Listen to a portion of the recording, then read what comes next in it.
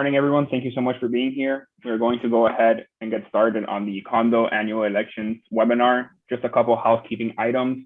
To avoid disruptions, all participants will be muted and the ability to join with video will be disabled throughout the webinar. Participants after this webinar will receive a copy of the presentation. Presenter at the end of the webinar will take questions through the Q&A feature. So if you come up with any questions throughout the webinar, please go ahead and use the Q&A button at the bottom of your screen, and then we'll go ahead and read those questions at the end. Okay, so today, the Condo Annual Elections webinar will be presented by Lindsay Raphael. She is an attorney at Raphael Law. So we'll go ahead and get started with introductions. First of all, with Koch from Vesta Property Services. Hi, my name is Jill Koch. I am the general manager for the Fort Lauderdale division or Hollywood division. I've been in the industry since 1998. I had 56 properties, and then in December of 2020, I decided to merge with Vesta Property Management. I have a lot of awards, but that's not what you're here to learn about me today. I'm just here to help associations, property managers, and lawyers along the way, make them shine. Thank you.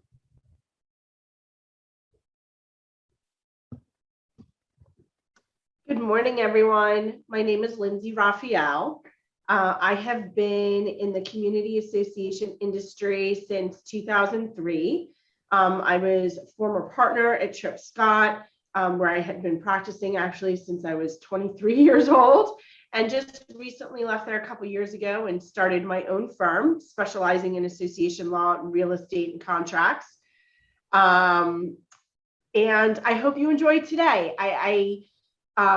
I know that annual meetings are not the most exciting thing to hear about. They're pretty technical, it's statute driven, it's document driven, but all the more reason why it's important to understand how you do an annual meeting, what the requirements are, because by not following the law and not following your documents, you could end up with an election dispute, which can get very expensive, not to mention having to start the whole process over from scratch, which obviously also costs the association a lot of money, especially if you're a bigger association.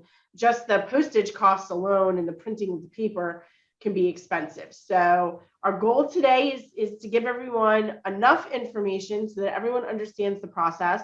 And of course, if after this seminar, anyone has any specific questions for me, please feel free to reach out. And I hope you find it interesting. And thank you to Vesta Property for having me here today. I really enjoy working with Jill and Sebastian. It's been a pleasure putting this together, and I really appreciate the invitation. So Jill, do you want me to just start, or? Lindsay, let's learn about annual meetings and the proper way to hold them. Ooh, so exciting. Okay, so today is condos, not HOAs. I will just start by saying condo and HOA elections are extremely different. So if you are an HOA, unless you have something in your documents that's similar to what I'm talking about, nothing that I'm saying today is going to apply at all. This is the annual meetings for condos are based on 718 of the Florida statutes. And then there's actually also an administrative code 61B-23.0021, which sets forth the process that the board has to follow when putting together their notices, as well as how you actually have to conduct the annual meeting. For purposes of this seminar, we are going to assume that every condo is more than 10 units. If you're less than 10 units, there is language in the statute that allows you to adopt an alternate procedure if it's in your bylaws, but that is so few that I'm not going to focus on that today. If anyone has anything specific about that, we could take that up at another time. So the first thing you have to do is obviously read the documents, okay? A lot of people just put together meeting notices and they never look at the bylaws, they never look at their articles.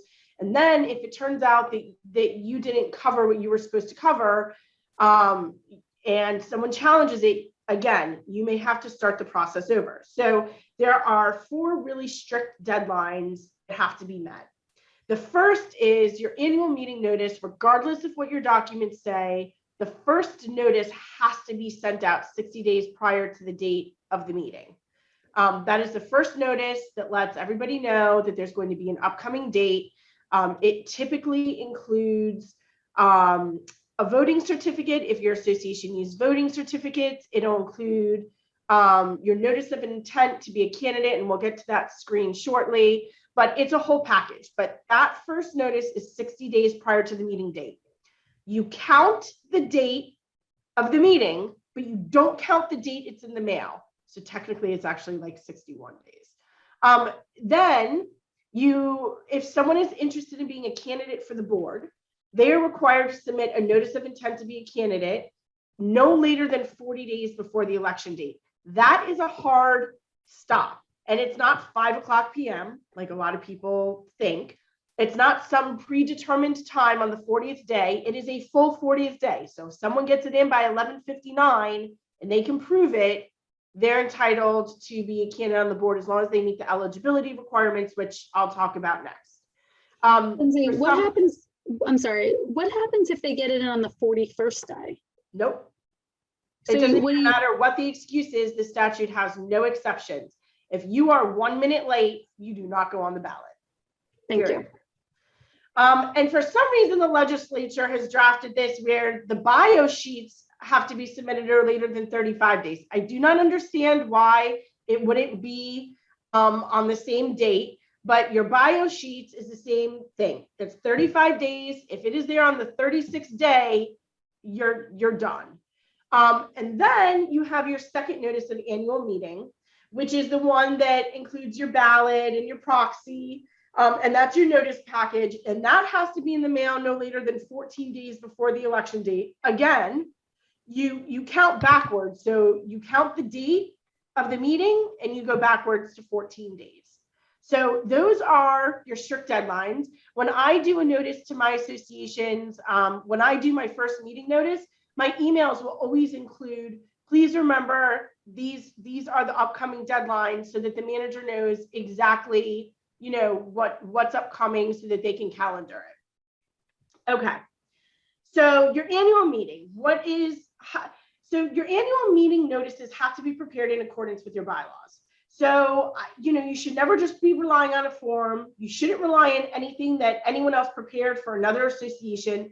It is document specific.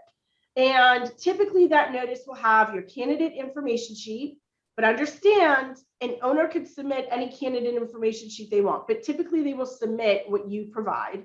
If your association uses voting certificates, that's when you would put the voting certificate, would go with your first notice so that people have more than enough time to fill it out and get it back to you so that if when they fill out a proxy or anything else, who has the right to vote on behalf of that unit. And I am going to explain to you in this seminar the difference between a voting certificate and a proxy in a few minutes.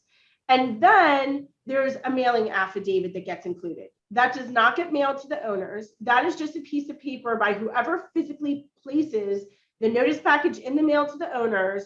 That is the affidavit saying that all of the owners, that the package was mailed to all the owners. Now, understand, because this comes up a lot, the association's responsibility is putting it in the mail.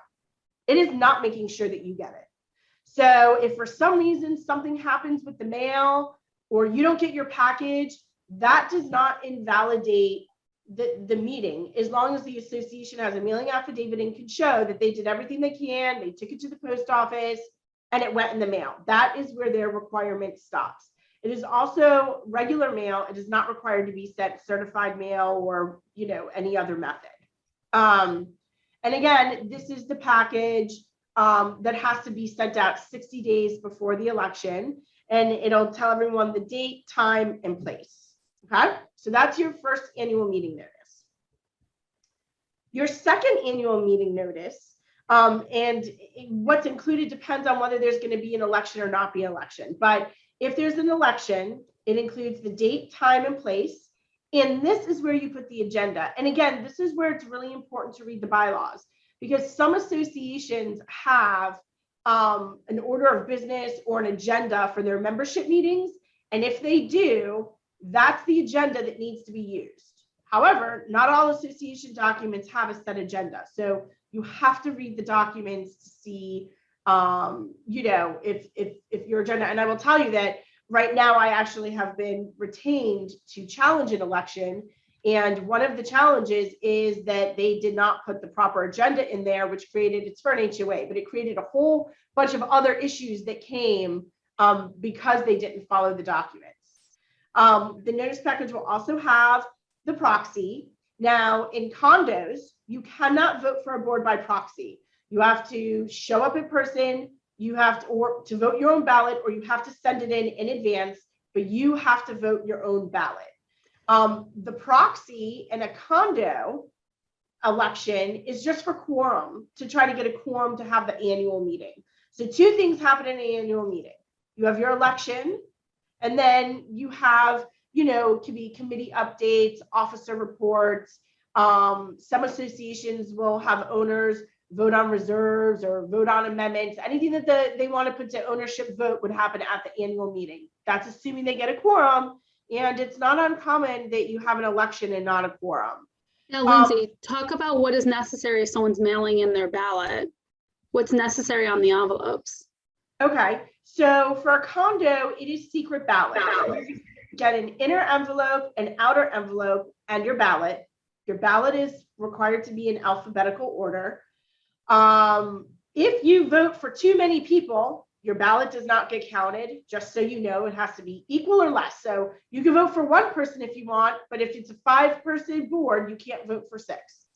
It is really important that you put your ballot in your inner envelope, and then you put the inner envelope into the outer envelope. The outer envelope is the envelope that's going to have the return address. It's going to have your name for a signature. You have to fill that out.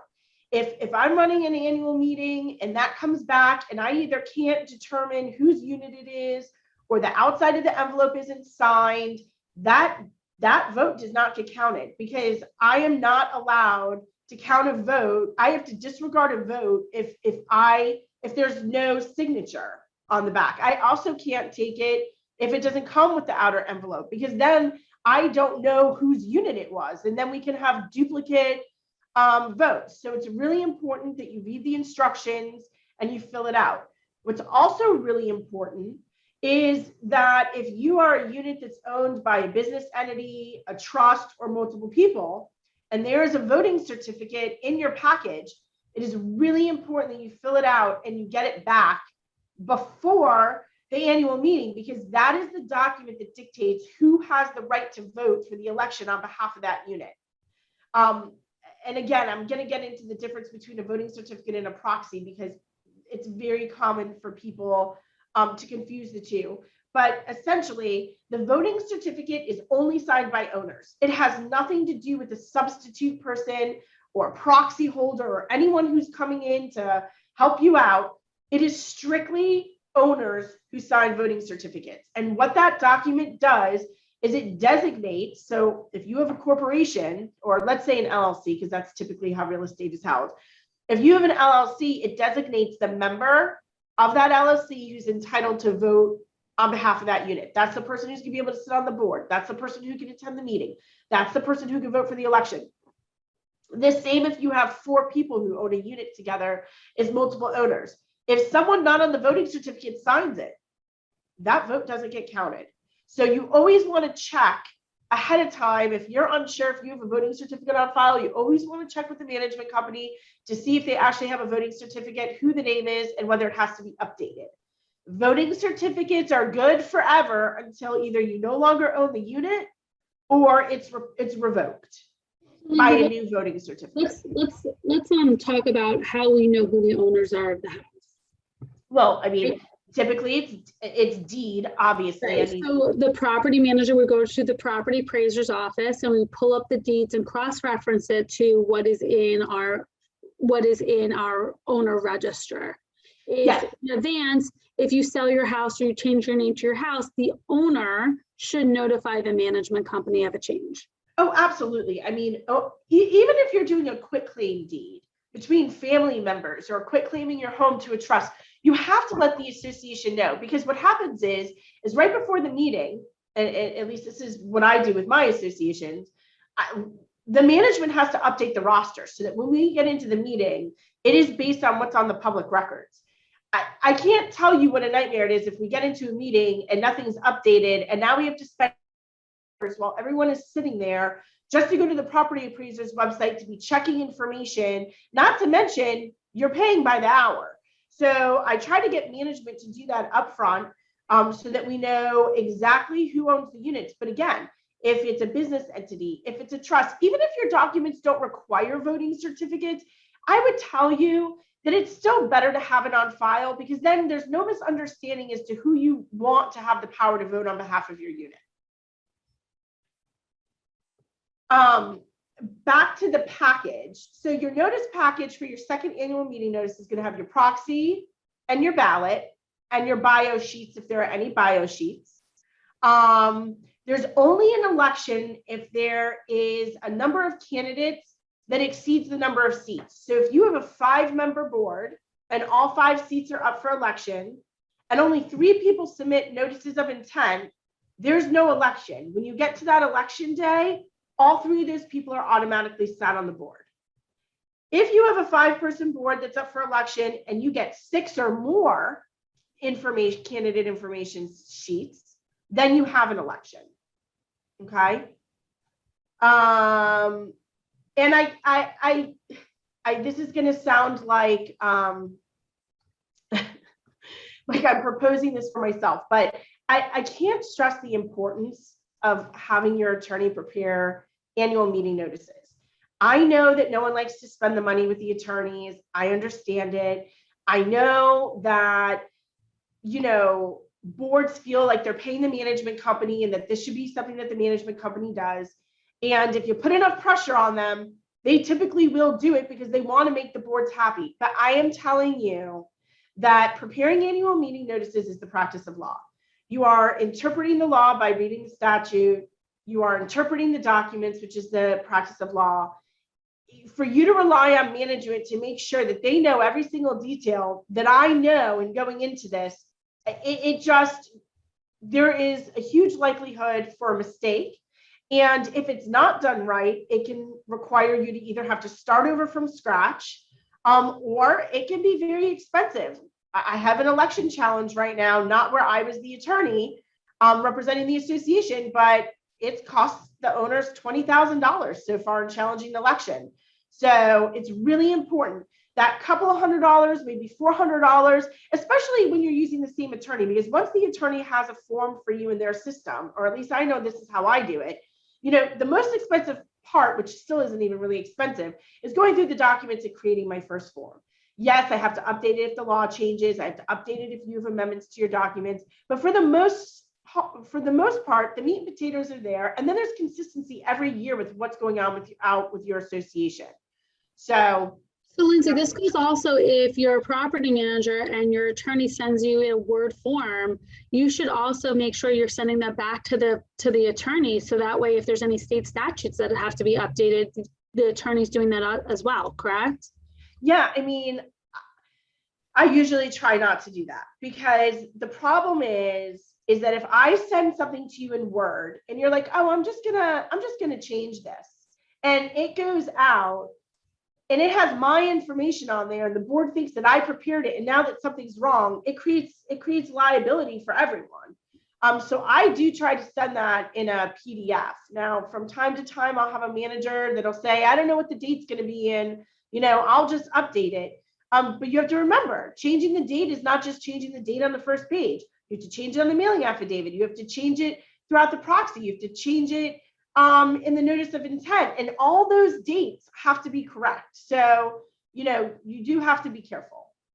Okay, next screen. And if you have a leap year, that's a whole nother issue. If what? If you have a leap year, then you have a whole nother issue. Okay. Eligibility deadlines. So if you're interested in running for the board, you have to be eligible on the date that notice of intent. So that's the 40 days before.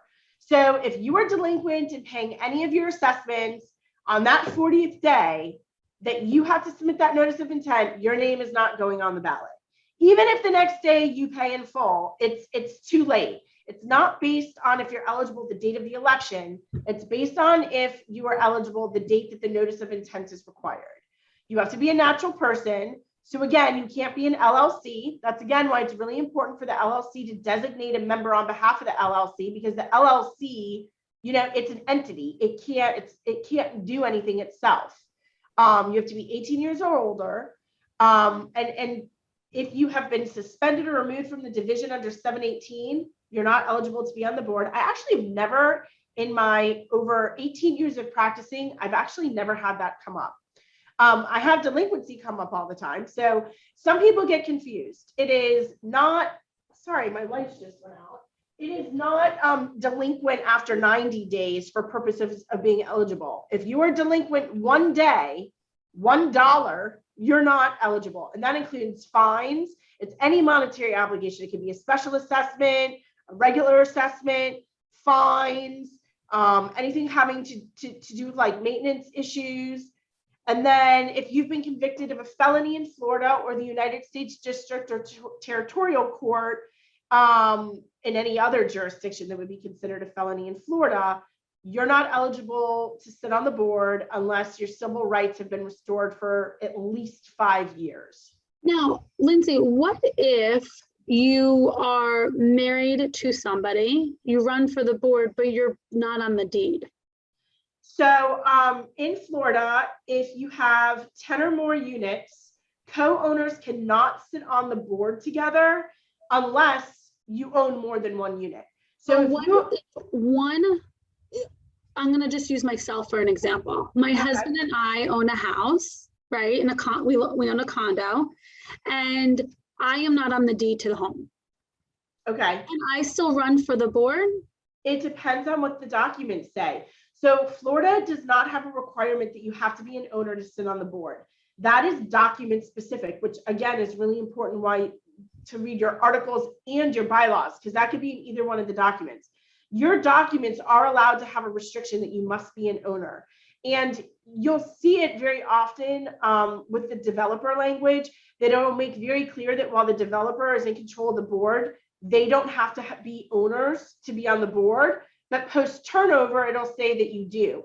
But so I just did annual meeting notice this week, and there was only a requirement that the president be the owner. Other than that, anyone was allowed to run for the board. I don't recommend that because obviously no one's going to have as big of an interest in the community as the owners, but you know, it does happen from time to time. Now that takes us to the next question, which is the co-owners, which I was saying before. Now, if you have a husband and wife and both are on the deed, or you have a brother and sister, or any two people who are co-owners of a unit, they cannot serve on the board together unless there's a second unit. So there has to be a unit per person, if that makes sense.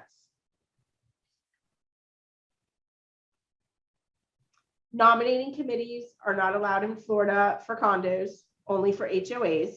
So if you have anything in your documents that says that you have nominating committees who are appointing people for the board, just pretend it's not there, because it is not enforceable. And it's probably something I would say you should amend your documents and take it out. Okay, quorum. So for condo meetings, you are not required to have a quorum. And excuse me, I need a sip of water, which it becomes very confusing. You have to have a quorum to have the annual meeting, and a quorum is determined based on what your documents say. If your documents, typically it's a majority of the members, like either of your board, or it's a majority of the members of your membership, unless your documents have a different number. So sometimes it can be 2/3, sometimes it can be 66 and 2/3. It just depends. But typically it's a majority of your members. And I'm sorry, I actually just realized here, and I will correct this before it gets mailed to everyone, that this says a majority of the directors. We're talking about a membership meeting, so this is a majority of your membership, which are your owners. Okay, so if you have A 5-member board, typically your quorum is 3. If you don't have a quorum, you don't have your annual meeting. You don't have any membership meeting if you don't have a quorum. You cannot conduct any business without a quorum. But there is one exception to that, and that is to do the election. You're not required to have a quorum, but you are required to receive 20 eligible ballots. 20% eligible ballots must be cast in order to hold an election. So if you get 10%, there's no election and your board stays in place the way that they are. Jill, do you have any questions about that? I'm good. Okay.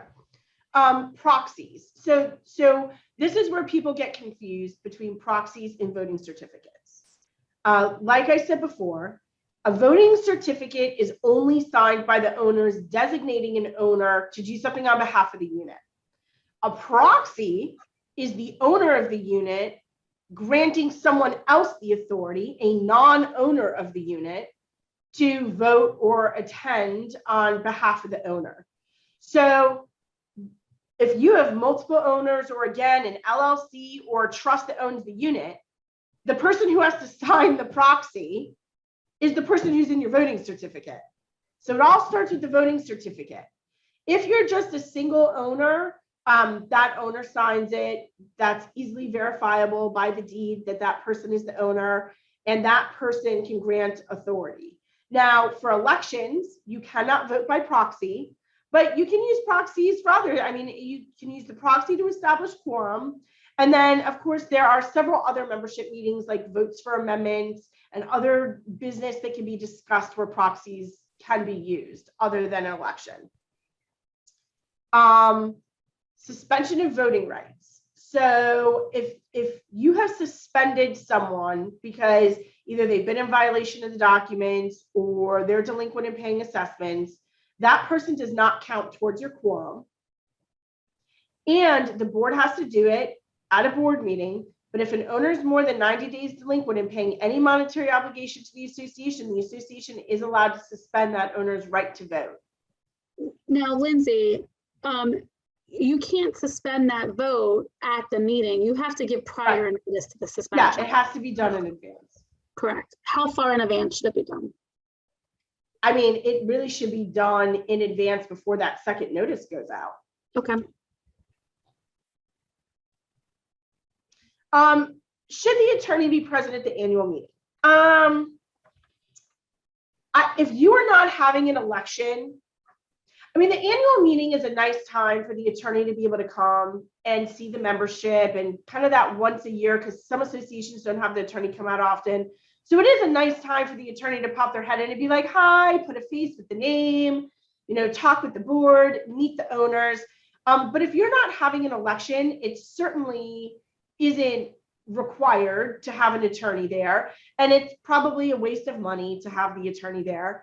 If you are doing an election, many of my associations actually have me run the election, so that, it does give the owners some comfort in knowing that it's being done in accordance with the law. But you're not required under the law to have the attorney present at the annual meeting. So, Lindsay, one of the things that I do in our Hollywood office to make it easy for our property managers is we've created a checklist to ensure that everything has met. Just going back a couple of slides, we make sure that we've met the time requirements. We've made sure that we have met everything that's supposed to be in the mailing, like your proxies and your voting certificates, and to make sure that you've updated it. One of the questions that are on our chat is, what if the association documents state that the candidate forms must be received by 35 days and not 40 days? No, the statute controls. Okay. I would tell you always 35, 40 days. No, I mean, well, no, I'm going to say the statute controls, because you're taking away someone's right. Like you've cut their rights off by 5 days if that's in the documents versus what's in the statute. And I think the DBPR in that case would follow the statute. Right. Okay. Terms, how long you sit on the board. Also depends on the document. So again, it's important to look. Typically, it's a year. If your bylaws provide for a 2 or 3 year term, your bylaws would control. A lot of association documents have staggered terms, so it is important to keep track of that. A few years ago, the statute was amended saying that you can't serve more than 8 consecutive years unless approved by an affirmative vote of 2/3 of the owners, or if there's not enough eligible people to serve on the board. The 8 years is proactive, not retroactive. So if you've been on the board 15 years, it starts from the date that amendment came into effect forward. So it's almost like that's year 1 for you, and it's 8 years forward. Now, if your board decides to skip an election, how does that work? Well, during COVID, there have certainly been a lot of associations that skipped elections. And with the emergency powers of the association, and obviously what has been, going on with COVID, it was acceptable to kind of kick that bucket. I would say if you have nothing else going on and the association just doesn't want to hold an election, no. I mean, you are required to hold and try to hold an annual meeting every year. If you don't get a quorum, you're not required to try to hold it again, but you are required to send out the notice and try to do your annual election, including your annual meeting. So no, I mean, the board should not just be deciding that it wants to roll itself over. That's not the way that this is supposed to work. However, like I said, during these times, it is a little more acceptable because people don't want to meet. Condo elections are very difficult. I mean, I've done one over Zoom where no one was there but me, and someone from management, but it's difficult. I mean, it's not easy to run an election over Zoom for a condo, but it's doable. We've had a lot of them this year. Yes. We've had a lot of them. We've all learned a lot this year, even if we're making, some of it's making it up as we go. I mean, that's the crazy thing about this year. You're not going to find one association attorney that really knows 100% of what is supposed to be going on during COVID, because it happened to all of us at the same time. There's no precedent. There were no laws that covered it. There's a lot of emails that go back and forth between a lot of us that are part of Reptile, which is part of the Florida bar. We have a condo section on there. And, I see the questions that come through all the time. And, this year was a lot of common sense, learning as we go, and just trying to make the best decisions as possible for the board and its members. And first and foremost, making safe decisions so that everyone stayed healthy. So let's talk a little bit about a point that you and I always talk about when we have like our long drawn out conversations that should be like 2 seconds long. Our battles. Yeah, our battles for who knows more. But when you're doing something incorrect, you shouldn't continue doing it incorrect. You've just been advised of it. So one of the questions, and I kind of like just skipped ahead to the question time, but one of the questions that was brought on, and I think it's like a really important question, is that if you have never used a voting certificate before, do you start using it? And I think that relates into it. If you knew that you did something wrong, do you continue doing something wrong, or do you fix it? You just picked the one exception to the rule. Voting certificates, there's actually case law out there that says that if you have set precedent and you've never used your voting certificates in the past, you can't all of a sudden have a meeting and not let people vote because they didn't have their voting certificates. So that's kind of established case law that you kind of have to put people on notice. You have to start using them. That's why it's really important to be consistent with your documents. But that is specific to voting certificates. That you and I just had an issue that came up where there's an association that for the last 20 years has been conducting, this happens to be an HOA, not a condo, but they've been conducting their elections wrong for 20 years. They've been conducting it as a condo, not as an HOA. They have decided, they have put a process into place that's very similar to the condo, with its own dates, requirements, and none of it's in the documents. None of it. They just have somehow come up with a procedure that's not backed up by anything. And unfortunately, they were not so happy when I had to tell them that just because they've been doing it wrong for 20 years does not mean that I can sit here and tell them that they could continue to do it wrong. They are required to run their elections based on their governing documents. I don't know how they came up with that procedure. Now they can amend their documents and make that the new procedure if they want to, but you can't just come up with what your own procedure is going to be. You can't change the candidate requirements. You can't change. Your only authority is what's in your documents. The board can't just create whatever it wants, whenever it wants, without doing an amendment to the documents. So I'm just going through the questions on the question and answer chat. Yeah, because I can't see anything. It's okay, I got it. Would a spouse of an owner / member defined in the documents as eligible in this case for a board maintain eligibility if the owner subsequently quit claims the property to a corporate entity where the spouse is not an officer or registered agent?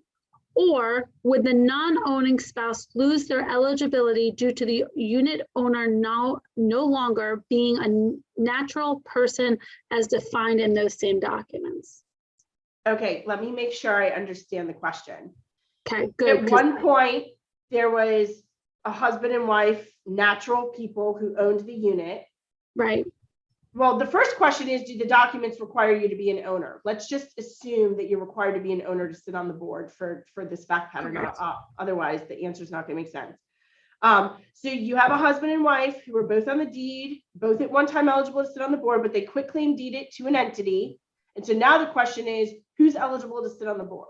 Well, the entity is going to have to appoint someone. It could be one of them if they are officers or members of the entity. So yes, it is possible for those individuals to still qualify for the board, but it depends on who, let's just say the LLC, it depends on who the LLC and a voting certificate or just under its own corporate documents designates it to have the right to act on behalf of the LLC. Right. But the prior owner, just from being the prior owner and living in that unit, is not necessarily automatically qualified to continue to be on the board. They're going to have to take the one extra step in writing to make that person qualified. Okay. So now the question? I think so from my understanding of the question. Okay. I'm not an attorney. The next question is, if you were serving a 2-year term and the July law for we're getting a lot more questions. And the July term for an 8 years went into effect, when does the 8 years start or end? The 8 year, you read the question to me again? So if you were serving if you were on your 2nd year being the board president and the law just changed and it says you can only be president for 8 years, does that 8 years start? It starts when the law changed. So which was July 1st, and please forgive me, I don't remember the year. We are in 2021. I want to say it was probably like 2015 or something, 2016. I'd have to go back and look. But whatever, if you were on the board then, when the law changed, that's considered year 1. Correct. Going 8 years forward. So it's year 1 of the law. It's not retroactive. Right. Our president was delinquent during the nominating period and was not allowed to run. Then he canceled the annual meeting date and reset it so he could become current. Is that legal? I mean, okay. There's two issues here, okay?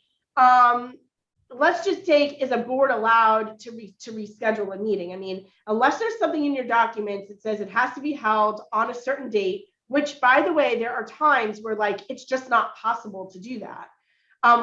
Then I would say you certainly don't want to cancel the meeting because you don't want to violate the documents. But many association documents will say that it has to be held within 13 months, and there can be reasons for canceling and rescheduling it. So there's nothing in general that wouldn't allow you to recall the meeting. However, obviously there's a conflict of interest here. And the board president, having not been eligible at that time, should not have been the person making that decision.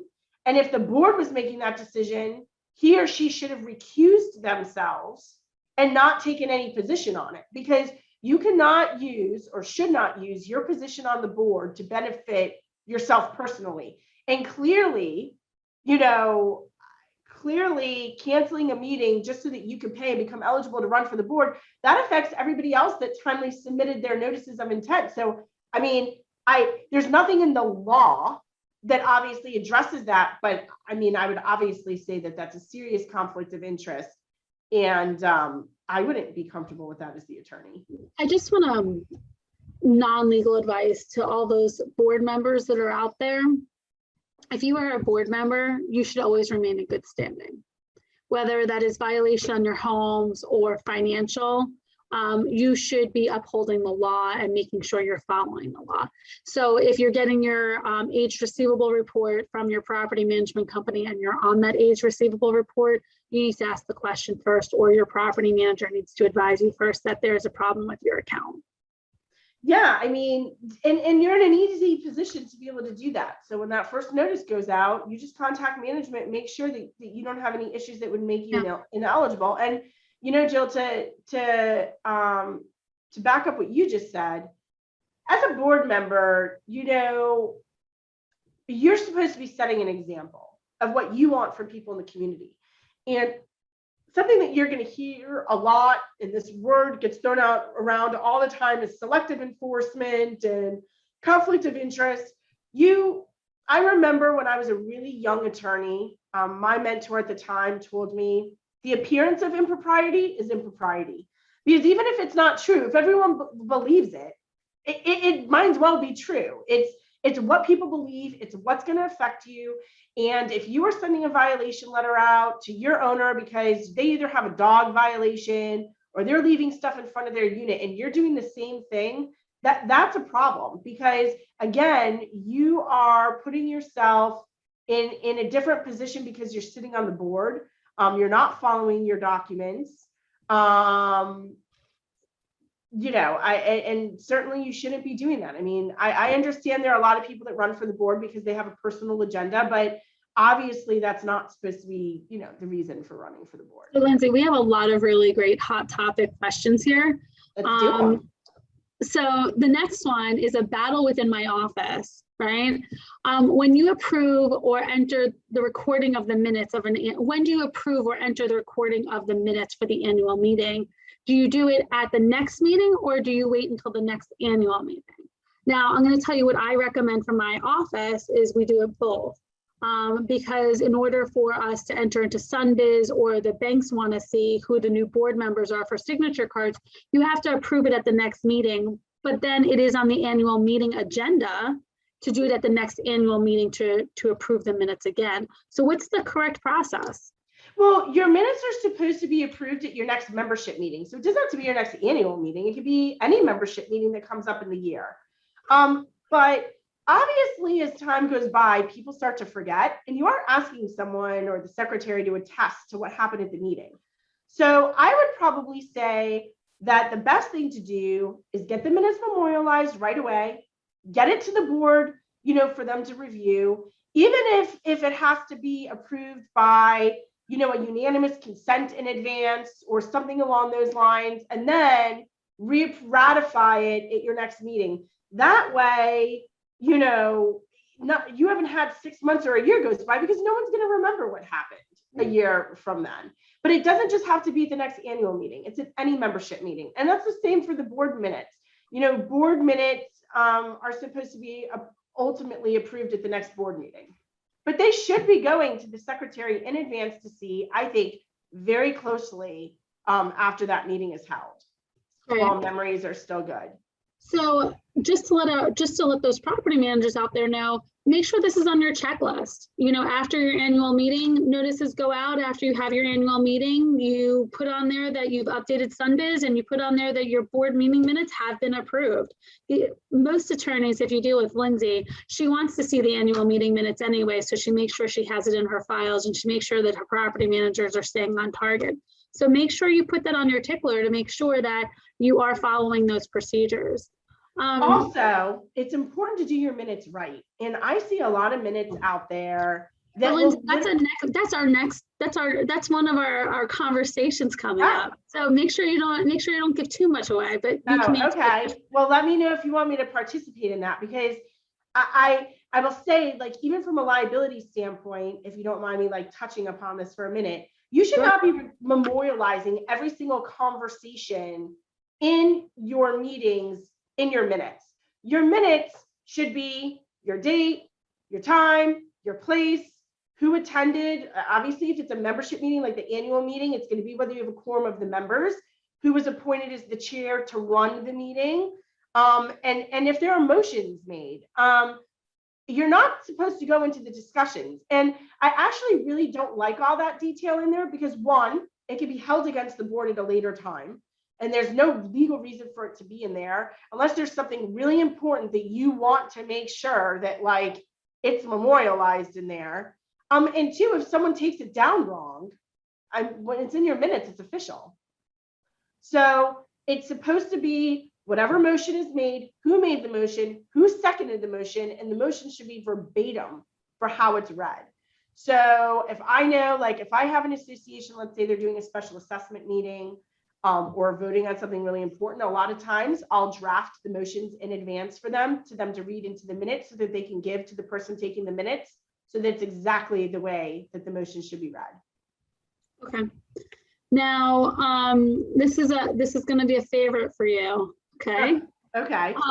Is it possible to run an election through electronic voting and host the meeting virtually? So this is a great question, Paula, because Lindsay and I have gotten into this conversation a little bit, because this year was so different, that, you know, how do you have this? And more for HOAs, I think it's possible. The hard part is for a condo, someone needs to be in person. For an HOA, you could do something where you do the polling on Zoom, but go ahead, Lindsay. Well, you know, a lot, I don't even know if I can really answer that. When you have two different types of voting going on, it obviously makes it very difficult, because even though you have electronic voting, that doesn't mean everyone is electronically voting. So now you have two different ways that your votes are coming in. When I did the meeting for the other association, and it was a condo, what we did was, when we sent the notices out in advance, we made sure that everyone knew, like an hour before, like no one was going to be able to come to the meeting and vote in person. Now, is it possible that someone could have challenged that? Because under the statute, it says that you can attend in person and submit your vote. Yes, I mean, it's possible. But we just made do with the best that we could, the safest that we could. We gave everyone the opportunity to submit their ballots. We had people there in advance to be able to get them. We Lysoled everything down. We took everything in the room. We had computers set up, so anyone who wanted to watch what we were doing could watch. Because the key is that the owners have the right to see the process, right? That's how you keep it transparent, and you know that people aren't doing anything wrong. So we had our Zoom set up so they could see us verifying the outer envelopes, see us open our first envelope, and we announced the results. So the biggest thing was that no one was sitting there, but everyone had the opportunity to get their votes in. But that was not a cross between electronic and the other. I would think that it really wouldn't be much different, because the electronic is actually controlled by an outside vendor. So it'd just be about them getting the votes to us. So I'm gonna drift away for a second, because it led me into a different question that is not on the chat. But yeah, when you're counting, when Lindsay's chair is counting, when you're counting the annual meeting, we've always said to our homeowners that board members cannot count the ballots, board members cannot open the ballots, and you have people cross-tracking to double check. So it's like, I always ask for 6 people that are not related to people, not related to board members, not board members. Yeah. And I have them separated into the separate room. So keep in mind that this year was a little bit different. And that's why Lindsay's saying that board members can't count the ballots. Like, Oh, even I don't though even let the it's board not- members near the table. Because I Correct. don't want anyone to say that a board member came up and touched something or had any effect. As far as I'm concerned, and I don't mean this in a rude way, as far as I'm concerned on election day, board members are unit owners. You can't do anything that the unit owners can't do. I don't want you near the table. I don't want anyone near the table, like Yeah. close enough where someone could touch something, or, you know, there could be the appearance of impropriety, my favorite two words. It needs to be an impartial committee. I will tell you that depending on the association and how many homes there are, I mean, 6 people counting is a lot, and there's a lot of room for mistakes and having to recount, which can take a long time.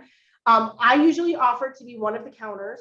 I will ask if anyone minds if the manager or the manager's assistant helps me, and maybe I get 1 or 2 other people to be helping me open envelopes, but you know, we don't want to be there till midnight. So I try to do it in a way that I think involves the, like, so that the owners are comfortable. But listen, I have some associations that, you know, people are like, wait a minute, I've been counting, I've been an election inspector for 10 years, like, and so of course, you know, they participate if that's what the membership wants. Right. So what happens if no one runs for the board? Does the previous board remain in place until you get someone to present themselves for the election? Well, I mean, if no one submits their name by that notice of intent period, the board rolls over. Right. Once that notice of intent period is done, it's done. That's But I will say that is risky for the board, because if those individuals on the board want to run again and they don't submit their names and other people submit names, even if it's not enough to fill all the seats, those board members are done unless the people that get on the board decide to appoint them to fill the seats. Now, there's 2 more parts. So what happens if, given the hard deadlines of 40 days to run for office or 35 days for a bio sheet, no one presents those dates, but someone presents it afterwards? It's after you're done. You're done. I mean, Now, after 4, so let's say no one on the board submits and no one in the community submits, and you're on that 41st day and no one has submitted a notice of intent, that board's going to roll over. There's not going to be an election. those are different forms, correct? So your second annual meeting notice is not the same notice, and that is why you need to have your attorney draft it, because now you have a Yeah, rule. your second annual meeting notice is literally the 14-day notice that says we're having an election. This is the date and the time. This is the ballot. Here's the proxy. Submit it. The first notice is saying, hey, we have a meeting in 60 days. If you're interested in running for the board, you have to submit your notice of intent by the 40th day, your bio by the 35th day. If those deadlines aren't met, you're not getting on that ballot. Now you're going to love this question. What happens if the board has rolled over so many times that the state no longer allows them? They've reached their 8-year term. Well, it depends. If there's no one eligible to sit on the board and no one sits on the board, I think the DBPR will allow them to remain on the board. Okay. But if there's people interested in sitting on the board, No one's interested in running. No one is interested in sitting on the board. They like and the no one board. submitted notices of intent, but those individuals. Correct. I mean, you know, you can't have it both ways. You can't complain that you don't want people sitting on the board after 8 years and then not be willing to submit your name to sit on the board. If someone has to run the association, otherwise you're going into receivership. And receivership is a stranger running your property, getting paid a fee, making the decisions that they think should be made. You want to run your own association. Right. Well, if anyone wants to know about receiverships, we can have another meeting. Oh, that's right. This is your specialty now. That's my specialty. Okay. So I'm going to answer this for you. This question is there a difference on how an annual meeting should be held versus a condo? And the answer is yes. What's the question? HOA and condos, are there differences between the annual meetings, how they're held? Yeah, I mean, HOAs is strictly, I should say, for the most part, based on documents. There's really no procedure other than a 14-day notice in the statute. Your typical plain vanilla HOA, which is the most common way, is that 14 days before the meeting, you have a 2-week notice that goes out. People come to the meeting, they nominate themselves right there and then, and anyone who shows up, as long as you have a quorum, they vote. And that's it. There's no 2 notices, there's no nomination committee. There can be nomination committees in an HOA, not in a condo. But that's your like very basic HOA that you typically see, is nothing happens until the meeting. And you can vote by proxy in an HOA for the board, which you can't do, but you have to be there in person to nominate yourself for the board. And you need a quorum, where in a condo election, you don't need a quorum. You only need to receive 20% of the eligible ballots.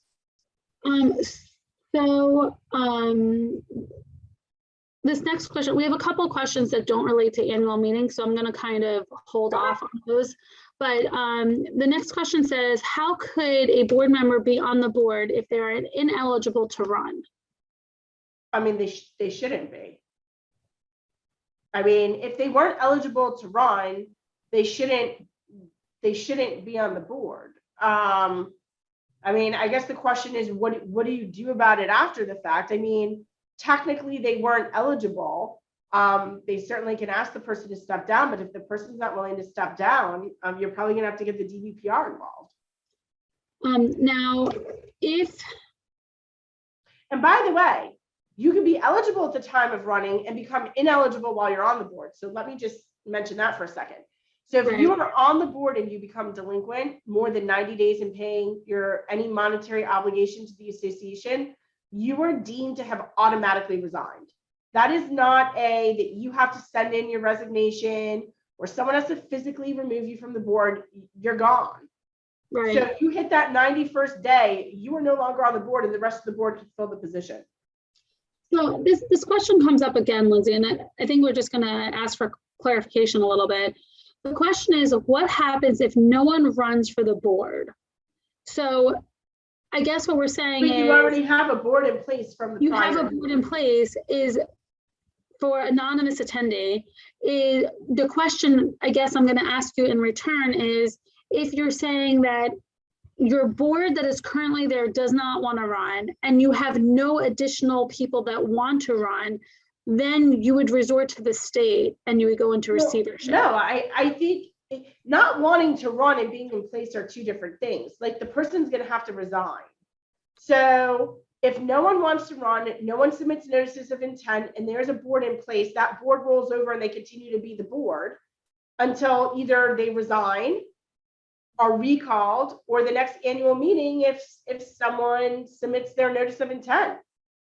Now, if what you're saying is that no one runs and every single person resigns, and even the last member on the board isn't able to find one person to serve on that board, what happens is that someone in the community can petition for a receiver. It does not happen automatically. Someone's going to have to petition for it.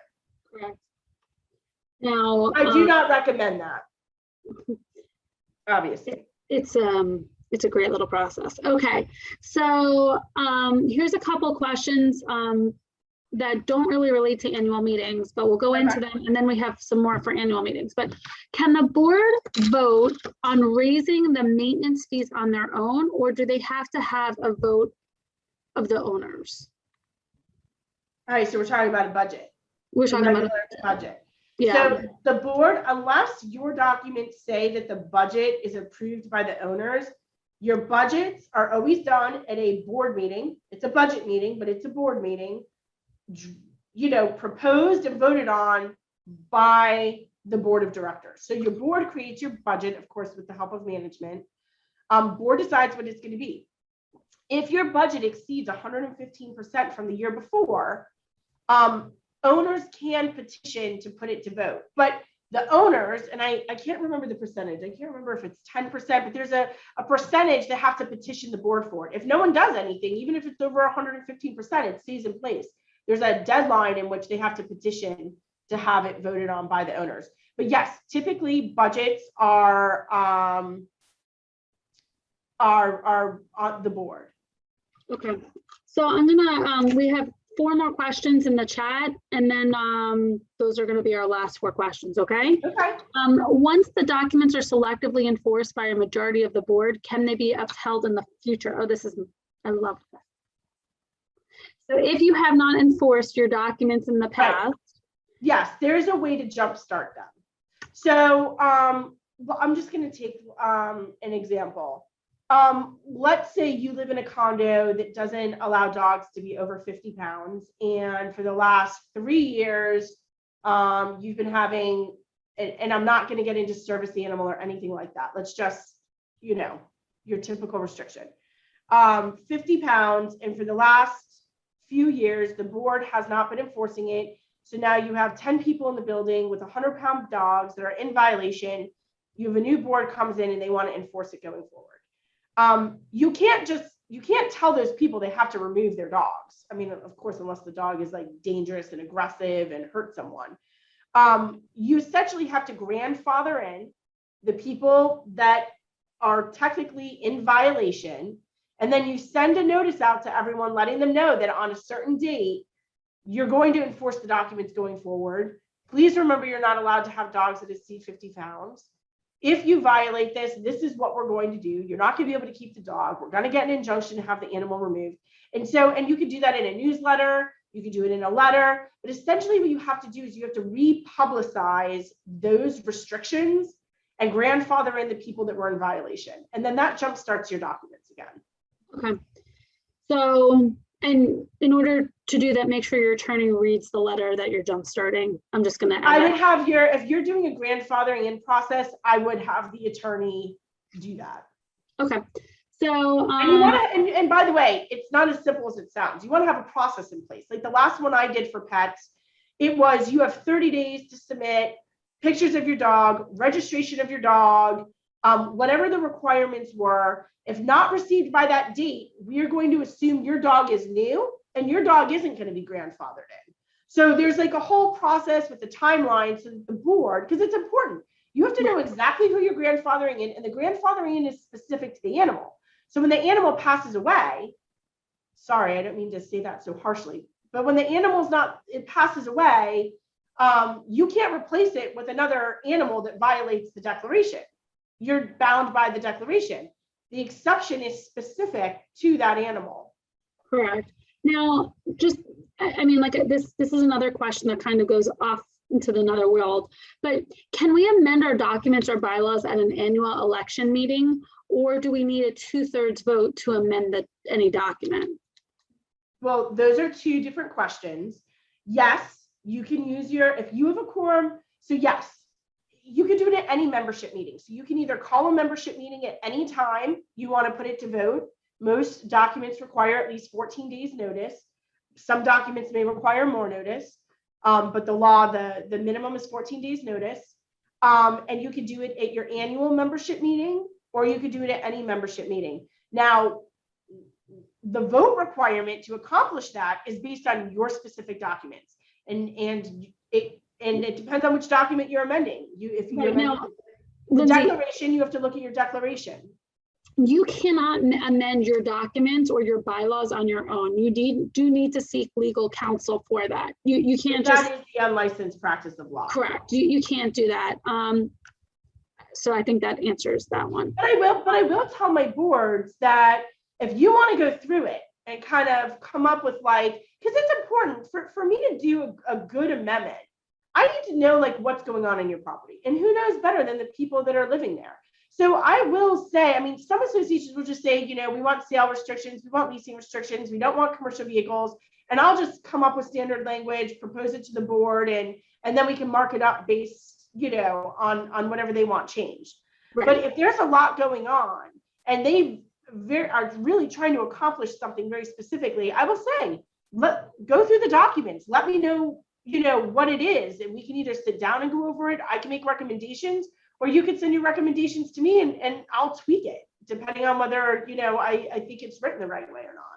So this is the last question. Then we have a statement, which I'll just answer in the chat. But can you forego the nominating committee if an HOA sends out the intent to candidate form and allow members to submit? Well, you said nominating committee. Right, so You assuming, can't have a nominating committee in a condo, period. It's against the law. You can only have a nominating committee in an HOA. And that's only if your documents have a nominating committee. So condo, no nominating committees. It doesn't matter if your documents say that the board is allowed to have them. It doesn't matter. Florida law says condo boards, condo elections, you cannot have a nominating committee without exception. Don't ask me why other attorneys have drafted with nominating committees. I have no idea, but I see it all the time. well, we Does that answer the question? developer, yeah, I just want to say developers don't really develop the association documents for their future. They think about it as of right now. Someone thought a nominating committee was a fantastic idea at one point or the other, and they started putting them into association documents. It's kind of like trees. They put an oak tree at the end of a driveway, and they don't have the foresight that the tree is going to stay there for 15, 20 years. Developers don't think that you're going to keep your documents. They don't. Right, they don't think that things are going to stay there for 15, 20 years. Sell for the most part, and I do developer documents. And I try to explain, because I actually draft condo documents from the ground up and get them approved by the state. I try any developers that I've ever drafted documents, I try to get them to see it from the homeowner standpoint, because I know, being an association attorney, the problems with these documents, what's going to happen once it turns over. A lot of the times the developers don't care. They want as little restriction in there as possible, so that they can sell as many units as quickly as possible. That's what they care about, which means they don't want sales restrictions. They don't want rental restrictions. They don't care about, breeds of animals. They don't. Now, a lot of times what will happen is they'll just tell the attorney, like, they don't even care what's in there. They just want to make sure that whatever restrictions are in there don't apply to them, and they can sell as much as possible. So that is why you will see so many associations post turnover do these amendments to the documents. And if you haven't done these amendments to your documents, you find them later in the world, like 40 years down the road, when you have a board that says, let's review the documents. You find a lot of changes, but we can have another. And by the way, there's a lot of developer attorneys that don't really know association law. Like, they may know the statute, what to put in it to get it approved, we can have a whole new course. We can have a whole new course about developer and property management and legal. But today was all about annual meetings. Right. Sounds good. Sounds good. Thank you so much. For the people still here, if you want to reach out to our fantastic panelists, their contact information is on the screen with their websites, office phone numbers, and emails. For everyone that attended, you're automatically registered with Zoom already, so you'll go ahead and receive a copy of the actual webinar itself. After, you'll get it through an email from Vesta, and then you will also be receiving the recording itself and the copy of the PowerPoint.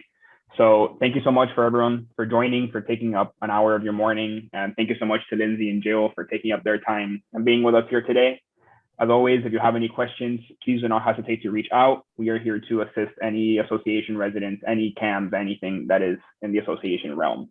We thank you so much. Thank you so much. And if anyone ever needs, board certification classes or anything like that, I do that as well. And if anyone is interested in talking to me offline about your association, or you're looking for representation, please don't hesitate to reach out to me. And I really appreciate all of you taking an hour out of your day. I know it's not easy, especially on a Monday. But it's a great start to the week to hear from Lindsay and Jill. So thank you guys so much. Thank you. Thank you. Have a great day, everyone. Enjoy your week. Bye.